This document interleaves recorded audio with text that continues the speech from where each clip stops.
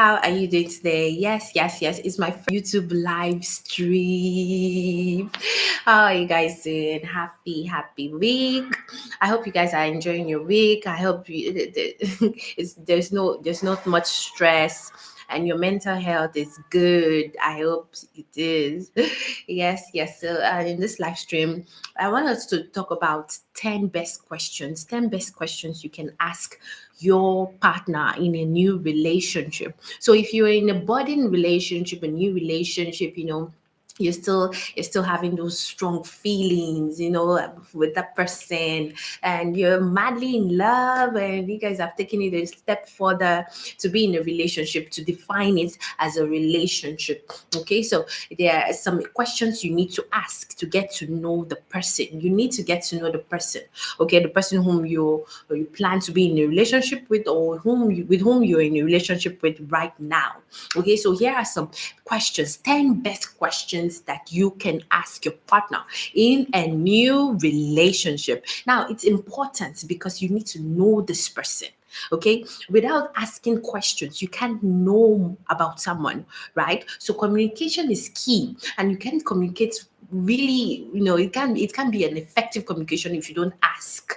Okay, so when you ask, then you know. Okay, never assume about someone, never assume about your partner, about their characteristics, about their behavior, about their personality, their hobbies, their goals. Never assume, always ask. Okay, even about their dislikes, even if it's their flaws, ask.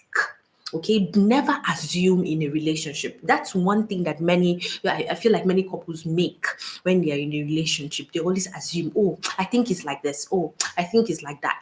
I think she's like this. Oh, I've observed she's like that. No, never assume. Ask, inquire from them. Okay, inquire from your partner. Then you can be able to know how things are with them. Okay, you can be able to get to know them better. Okay, so now the first question you can ask someone with whom you're in a relationship, in a new relationship with, is what are your life goals in life? Now, when you're asking the questions, please don't make it look like a serious scenario. Okay, don't put it in that way. Okay, you can start the questions. Maybe you guys are having a chit chat, with food, with snacks, and you can be on a date, and just make it in a fun, loving, and amicable way.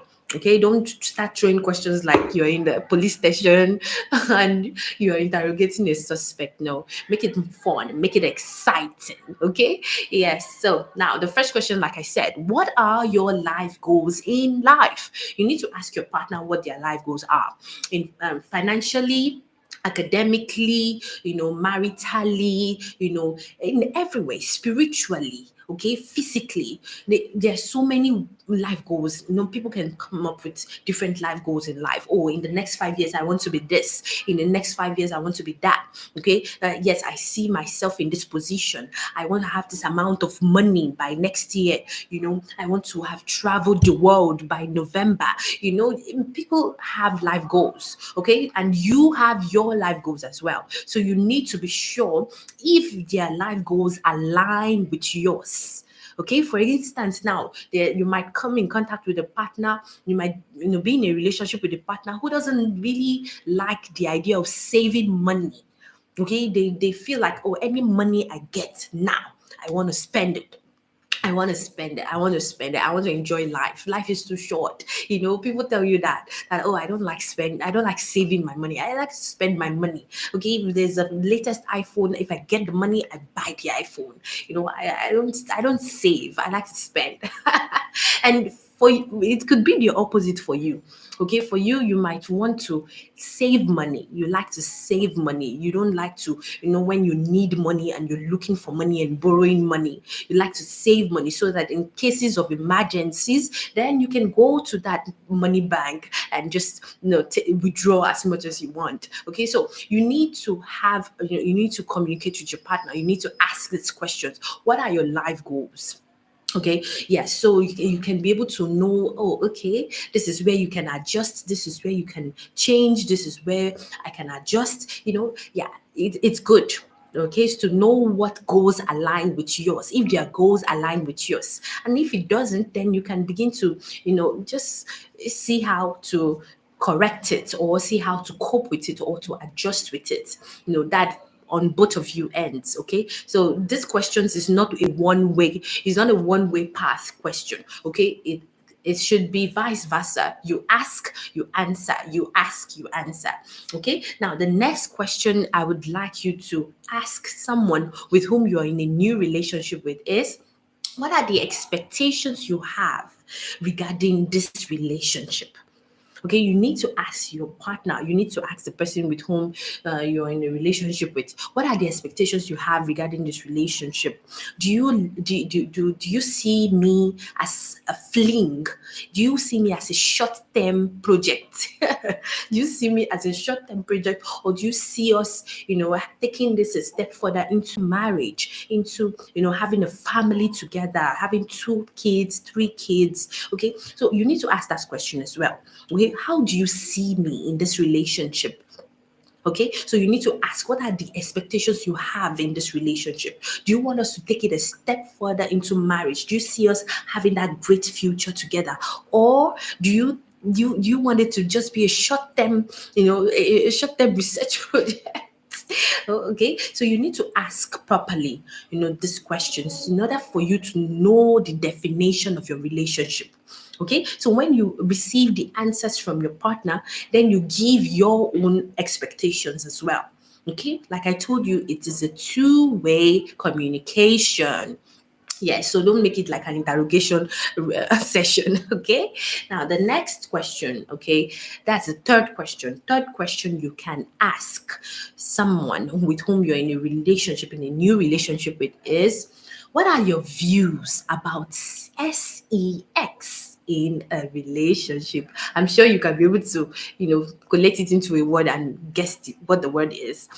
Okay, you need to ask your partner their idea, their perceptions, their views about sex. Sex, you know it. I'm not going to explain more than that. Please don't let YouTube ban me. Don't let them ban my channel. Yes, so you need to ask, what are your views about sex in a relationship? Because we can come across a partner who believes in sex before marriage, who believes in SE, or who believes in sex after marriage. Okay, so you need to verify this information, and give your own view and perception about sex too. Okay, now for me as a Christian, of course, I'm going to tell you that sex before marriage isn't recommendable. It isn't. Okay, it is good for you to have sex after marriage, after you have been you've tied the knot, you've visited your parents, you've done a formal ceremony, marriage ceremony, all those things, and you have your certificate of marriage. Then you can now begin that journey of sex together, explore that journey of sex together. Okay, so that is what I'm going to recommend for you as a Christian. Okay, so if you are in a relationship with a partner, it's better to know their perception about sex in a relationship. All right, because many can be in a relationship with you just to use you, and forget about you. Okay, once they are done using you, they have had their way, they've gotten what they want, then they give up on you. They break up the relationship because they've gotten what they want. You've given them the sex. Okay, so you need to know their views and perception about this before taking it into a serious relationship. All right, that's why I said this video is about the 10 best questions you need to ask. 10 best questions you need to ask in a new relationship. All right, so knowing their views and perceptions about sex in a relationship will help you to understand their mindset, understand their personality, and if you would want to take it into a serious relationship or not. Now, let's go to the fourth question. And that is, what is your perception on cheating and loyalty in a committed relationship? It's a very serious question. You need to be able to gain the perception of know what the person thinks about cheating. Cheating is CHEATING, and loyalty. Okay, because many people have different. You'll be surprised the many views and perceptions people have about cheating. Some people feel like, oh, if you cheat on me, I cheat on you. Some people feel like, oh, I have a way of cheating. I don't really cheat big. I cheat small. Some people feel like, oh, KISSING. Okay, kissing is not cheating. Some people feel like that. You understand? Kissing someone whom they are not in a relationship with is not cheating. Some people feel like that. Okay, so you need to ask in order for you to know. Okay, and you need to also ask your partner their idea, their perception, their views on a committed relationship. What does a committed relationship mean to them?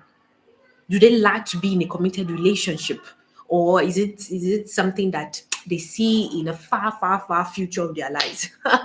Okay, so you need to ask that question. What are your perception on cheating, and what do you think about loyalty in a committed relationship?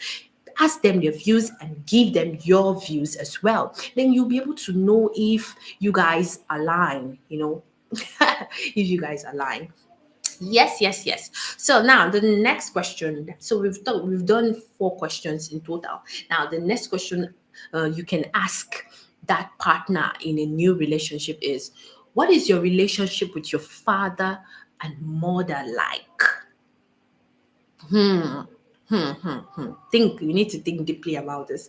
What is your relationship with your mother or father like? Yes, it's a pertinent question. I tell you, it's fundamental to your relationship, because you will be surprised that many actually carry trauma from their family. The traumatic patterns of bond and relationships. They carry it from their family into your relationship. So it's like a carryover.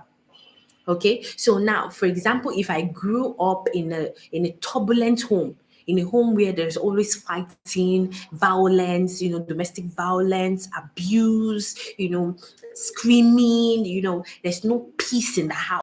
If I have not, been able to, heal from such a traumatic childhood experience, if I've not been able to heal, it's likely, highly likely, that I will carry that trauma into my relationship. All right. So you need to inquire from your partner, what is your relationship with your mother and your father? Are you with your I mean, are you in good terms with your father, with your mother? Are your father and mother together, or are they separated? You understand? You need to ask questions about the family of the person. Okay, because if you decide to take it into marriage, they can, family is part of marriage, whether you like it or not. The family of your partner is part of your marriage. They will always be part of your marriage. All right. So you need to have a good history of the family of the person you desire to be in a relationship with, or with whom you're in a relationship with. Okay, yes. So that's number five. Question number five. What is your relationship with your mother or father like? Now, let's go to the sixth question. The sixth question is, how do you prefer to receive support when you're feeling distressed?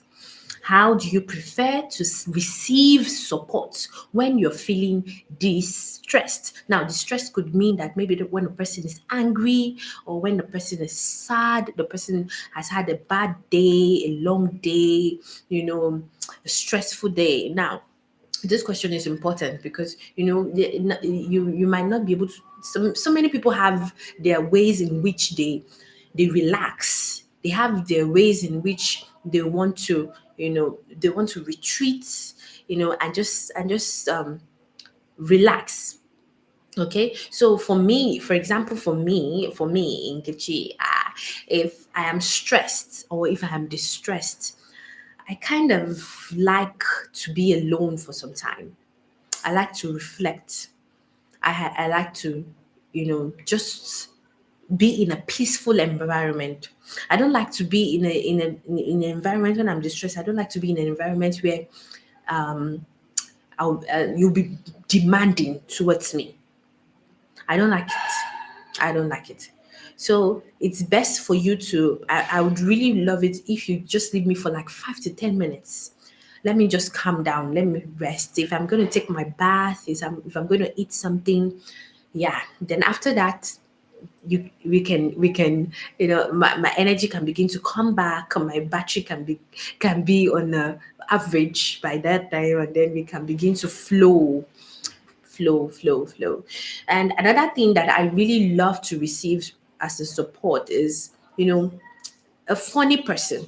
Someone can just come and just, make a joke that could make me laugh. Yeah, that could really help really help me in a distressed mood. So I don't know about your partner. Okay, that's why this question is important. So you can ask. You need to ask your partner, how do you like to receive support? How would you want me to support you when you're feeling sad, when you're feeling angry, when you're feeling overwhelmed, when you're feeling depressed, when you're feeling stressed, when you're feeling tired, when you're frustrated? How would you want me to support you? Okay. And then you give your own view back as well. Okay. Yes. Now, number 7. Are you counting? Are you counting? And are you taking notes? A. You have to take notes. So, see, your love doctor is teaching you things. Anyways, let's get back to it. Yeah. So, number 7. What is your love language? That's another question you can ask your partner. What is your love language? I don't know if you've done your research about love languages, okay? But there are 5 love languages, 5 major love languages. And you can do your research about what love languages is, because according to a researcher, there are 5 love languages, and there's a book about love language. You can also download the book, the ebook, or you can buy the hard copy, and just educate yourself on love languages, because it has really helped in relationships. Yeah. So there's a physical touch. Love languages are physical touch, affirmations. Let me see, physical touch, affirmations, giving of gifts. Yeah, giving of gifts. And then there's another one. Let me see. I'm still trying to wrap my brain around. Anyways, for me, my love language, I think one of my love languages are um, physical touch and affirmations. Yes, for me, I would say more physical touch, more, but that's me. So for you, your love language can be different. Okay, your love language can be different. Yours can be affirmations. Affirmations could be like just a sweet word from the person. Oh, I just want to remind you I love you.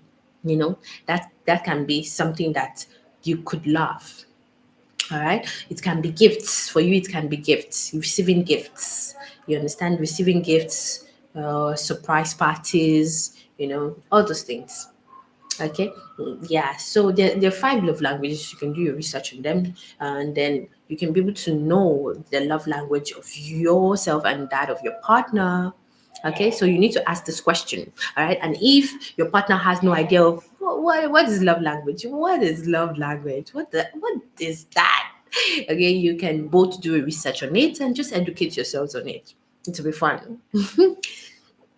Okay, let's go to number 8 question to ask in a new relationship. Yes. What led to the end of your previous relationship? Very, very, very important. That question is very important. You need to ask your partner what led to the end of your previous relationships. So if the person has been in 1, 2, 3, 4, 5, 6, 7, you need to ask them, Why did those relationships end? You need to know the histories of those relationships. Yes, it's important. I'm telling you. You gotta know. You gotta know. Okay, so you gotta ask your partner, what led to the end of your previous relationship? Was it your fault? Was it the person's fault? Did the person decide to leave? Did you decide to leave? And why? Okay, yeah. So if it's the person's character, behavior, personality, you need to know. You need to know. Okay, is it that you were abusive? Is it that you were a nag? Is it that you were lazy? Is it that you were not paying attention? You're not a good listener? Ask those questions. Please ask those questions. Okay, ask those questions. So it's important for you to know the history of their previous relationship. If it's one, if it's two, if it's three, ask why, what happened, where are they now? Okay, yes, are you still in communication with your exes? Ask. All right, ask. Like I told you, never assume in a relationship. Never assume you know your partner too well. Never assume that, oh, I have this great gift of observation. So what I see, I know. No, ask. Ask. Now, let's go to number 9 question, and that is, what are you looking for in a partner? What are you looking for?